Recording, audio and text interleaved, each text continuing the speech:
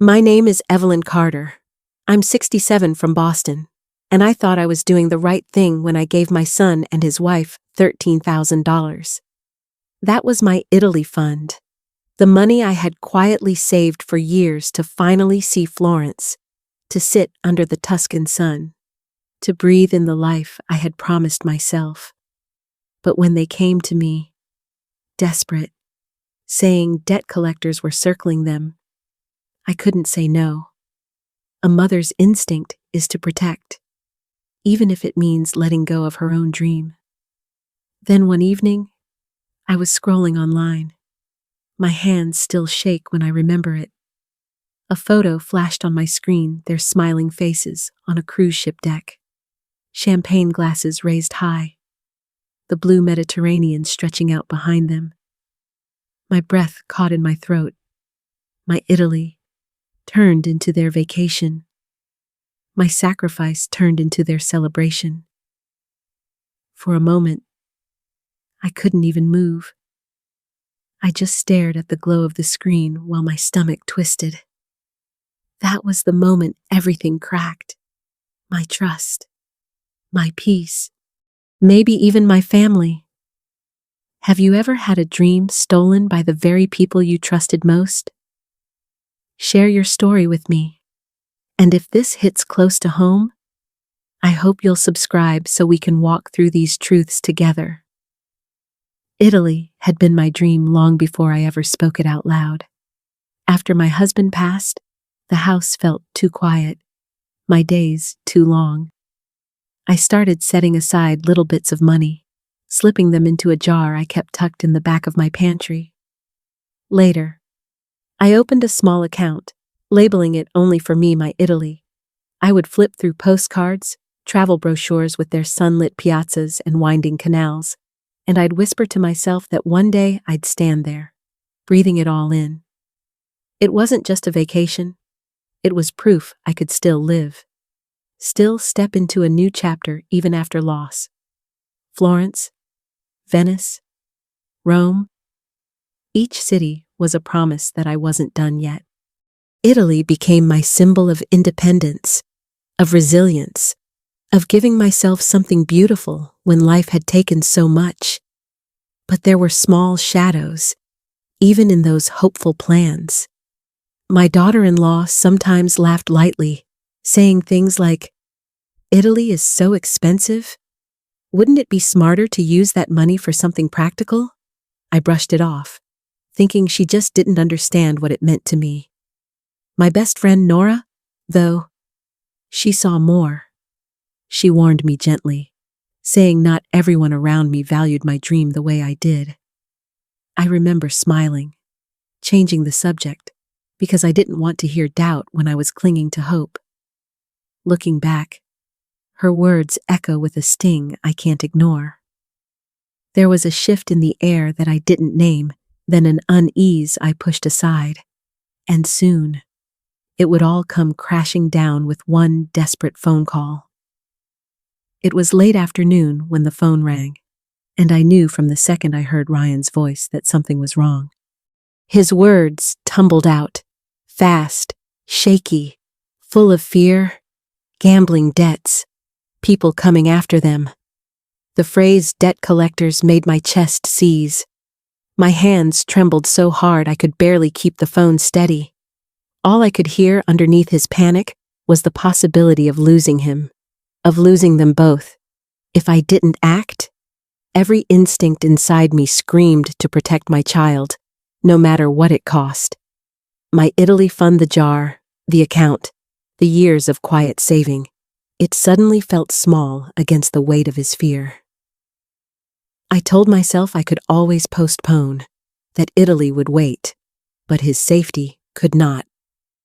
I opened my laptop with shaking fingers, pulling up the account, the numbers I had guarded like a treasure. $13,000. My dream in digits. I rationalized it as love, as duty. What kind of mother wouldn't step in if her child was in danger? I pressed transfer. My breath caught between hope and heartbreak.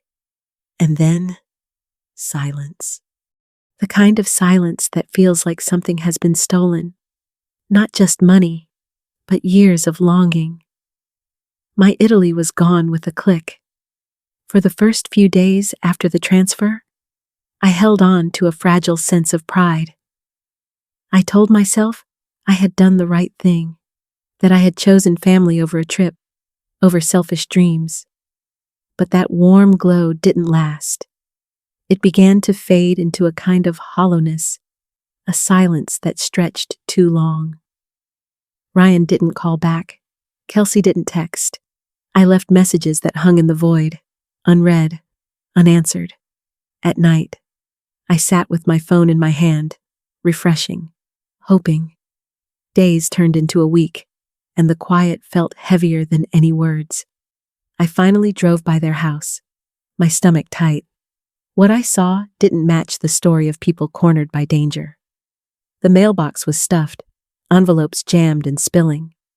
The lawn, usually trimmed, was ragged and dry. No cars, no lights, no sign of panic or struggle, only absence.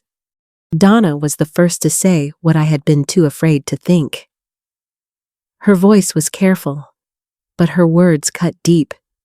Maybe they hadn't been truthful. I pushed back, insisting they were just hiding, embarrassed, trying to sort things out. But her doubt planted something in me that wouldn't stop growing. That night, I found myself scrolling, aimlessly at first. Little glimpses, photos, comments they didn't add up. A laugh here, a tag there. My chest tightened with the first sting of betrayal. I wanted to believe in them, but deep down, something whispered, "You've been deceived." It happened on an ordinary night when I was scrolling without much thought, just trying to distract myself from the silence. My thumb froze on the screen, and for a moment I couldn't breathe. There they were, Ryan and Kelsey, not cowering from debt collectors, not drowning in shame, but standing on the deck of a ship, champagne glasses raised, the ocean sparkling behind them. I stared, convinced my eyes were lying. Photo after photo, lobster tails, golden sunsets, her nails painted bright red as she leaned against a railing, his arm draped around her shoulder, both of them glowing with carefree joy. The captions were full of hashtags about dream vacations and living life to the fullest. Each word stabbed me deeper. My hands shook so badly, I almost dropped the phone. $13,000. My Italy trip. My years of saving. My late husband's memory folded into every dollar, every plan. And here it was, poured into champagne flutes and spilled across a Mediterranean cruise deck. The humiliation hit first, hot and suffocating. Then the betrayal, sharp and bitter, followed by a rage so raw it made my chest ache. They hadn't been desperate. They had been planning this, plotting it while I clung to their lies. In that moment, the last thread of denial snapped. I knew I had been deceived, and beneath the storm of heartbreak, a new fire sparked. I had to uncover just how deep their betrayal went. After the shock of the cruise photos, something in me shifted. The tears dried, replaced by a cold, steady resolve. If they could lie to my face, I needed to know just how far their betrayal went. I opened my laptop, hands trembling but deliberate, and began combing through my accounts. At first, I thought I was just being paranoid, but then I saw its small charges I didn't recognize, buried between the grocery bills and utility payments, transfers to strange accounts, names of online gambling platforms I had never touched. My breath caught in my throat. The deeper I dug, the clearer the pattern became. It wasn't just the $13,000 transfer. There were payments for premium cruise packages, luxury dining, even spa treatments, all tied back to my card. My my savings, my trust. I remembered the day Ryan had helped me set up online banking after my husband passed. I had been so grateful, too fragile to deal with the technology alone. He had smiled, reassured me, told me not to worry, and all along, he had likely memorized my passwords, my security questions, the little codes meant to keep me safe. Each discovery cut deeper than the last. This wasn't desperation. It wasn't a mistake in a moment of panic. It was careful, calculated.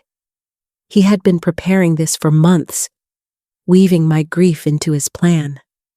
By the time I closed the laptop, my heart felt like stone. The truth was undeniable. Now my own son had turned my trust into his weapon. It hit me like ice water down my spine. This wasn't a desperate cry for help. It was a plan. Every moment suddenly aligned like puzzle pieces I didn't want to see. He chose his timing carefully right after my husband's death, when I was raw and fragile.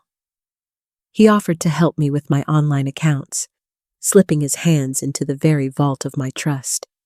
And then that phone call, the shaking voice, the threats of debt collectors. It wasn't panic. It was performance.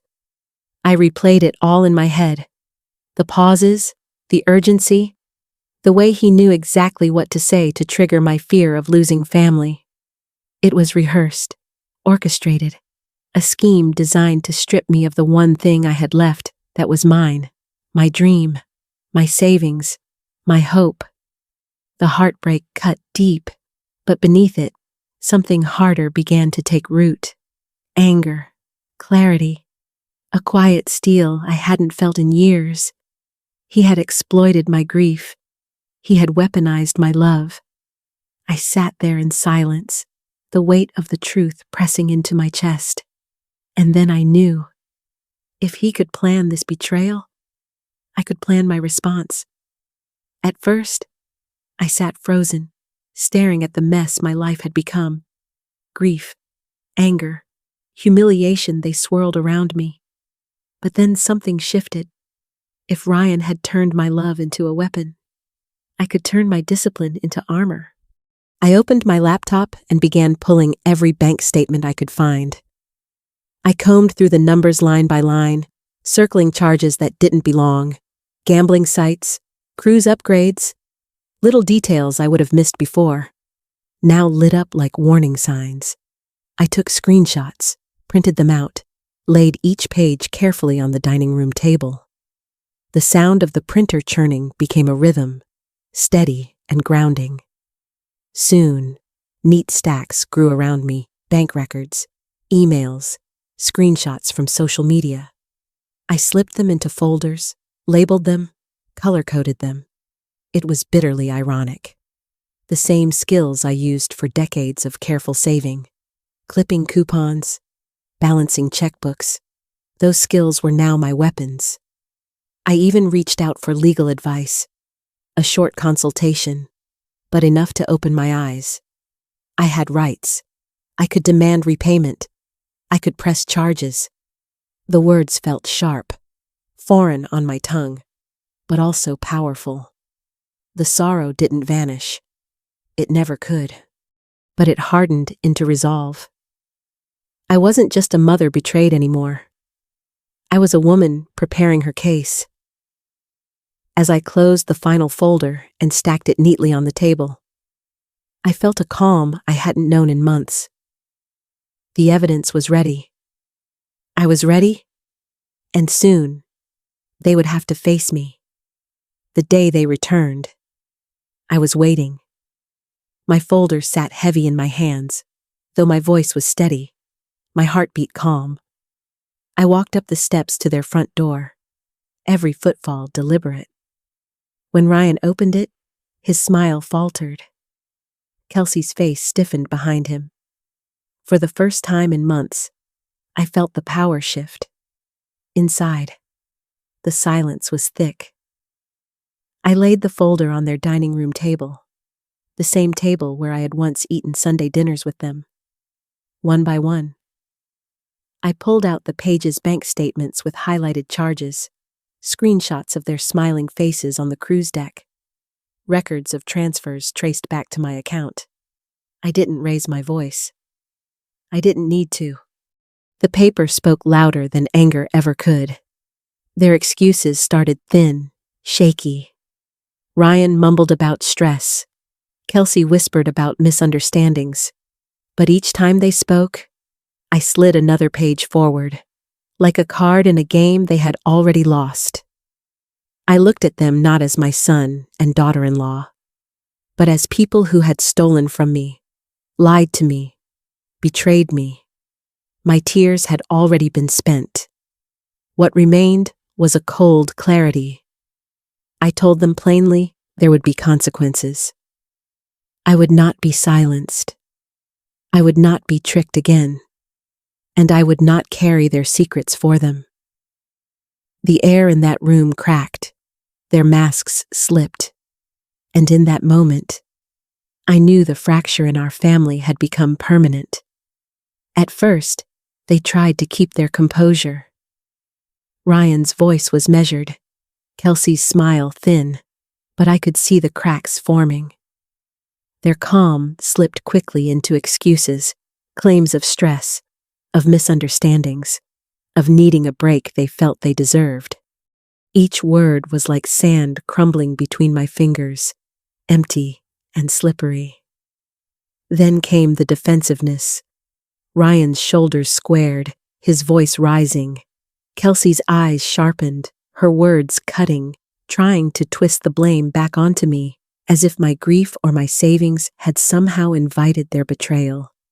It was a strange, almost surreal moment watching the people I had loved most reveal themselves with such stark selfishness. The masks I had once believed in were gone. My son no longer looked like the boy I had raised, but like a stranger wearing his face. And Kelsey, once the young woman I had welcomed into my family, stood before me with contempt instead of gratitude. I felt grief. Yes, like mourning someone who was still alive. But alongside it was something sharper, almost liberating. The lies had fallen away. The truth, as brutal as it was, freed me from clinging to an illusion.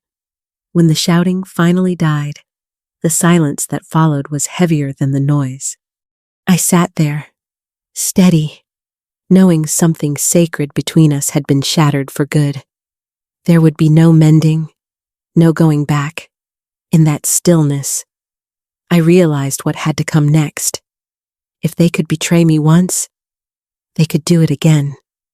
I would not leave my future or my legacy in their hands. After the confrontation, I sat in the quiet of my own home and let the truth settle in. The grief was sharp, but underneath it, a steadier voice began to rise.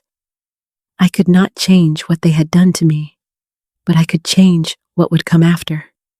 For years, I had believed my savings and my estate would one day be Ryan's. It was natural, the way a mother thinks. But betrayal cannot be rewarded. Love, loyalty, and integrity, those are the values worth leaving behind. I realized then that my legacy had to reflect not what I had lost, but what I still believed in. So I called my lawyer. Sitting in that office, I felt both fragile and strong. The papers were set before me, the pen cold in my hand. As I signed, I thought of Italy, the trip I never took, the dream stolen from me. And in a way, this was my new journey, taking back control, writing my own ending. It wasn't about punishment, it was about clarity. The money I had saved so carefully would no longer be a prize for lies. It would go to people and causes that honored the life I had lived. When I left that office, the weight in my chest felt lighter. I had chosen my future, and in doing so, I had taken back my power. When Ryan and Kelsey learned of my decision, their reactions came fast anger, disbelief, and the same old attempts at guilt. But this time, I didn't bend. I didn't argue, and I didn't explain myself over and over. I simply stood by the choice I had made. I told myself that if there was ever going to be a future with them, it would only exist under new terms. Honesty, respect, no entitlement. Those were the boundaries I drew, clear as day. Without them, there would be no place for them in my life. It hurt, of course. Drawing that line meant accepting how much had already been lost. But in that loss, I found a new kind of peace. For the first time in months, I felt steady, like I had finally chosen myself. The pen felt heavier than it should have, as if the weight of years pressed down into that single signature. When the papers were signed, a finality settled over me. It was done. My future no longer belonged to people who had proven they could not be trusted. Back at home, the silence was sharp. No calls from Ryan, no messages from Kelsey, just the stillness of my own breathing and the creak of the old house at night. It was lonely, yes, but also strangely freeing. The noise of their lies had been replaced with quiet I could finally rest in. The fracture in our family is now undeniable. There are no quick fixes, no easy paths back. I grieve the son I thought I knew, and the family I thought I had. But I also accept it. Some endings are necessary, even when they hurt. As I sat in that silence, I realized life had shifted permanently. I had chosen peace over chaos, truth over illusion, and in that choice, I began to reclaim myself. Italy was everything I had dreamed of and more. I remember standing in a quiet piazza at dusk, the light soft and golden, the air filled with the sound of church bells. I walked the cobblestone streets with no rush, no weight on my shoulders, and for the first time in years, I felt free. Watching the sun sink behind the hills of Tuscany, I realized I hadn't just reached a destination, I had reclaimed a part of myself. What I learned is simple, but not easy. Family is not only about blood, it is about respect, love, and trust. Without those things, the bond is only a word, and boundaries, though painful to draw, can protect the very peace we need to keep living fully. If my story resonates with you, I invite you to share your own experiences in the comments. Don't forget to like this video and subscribe for more stories like mine. Together, we can learn from each other, heal, and move forward.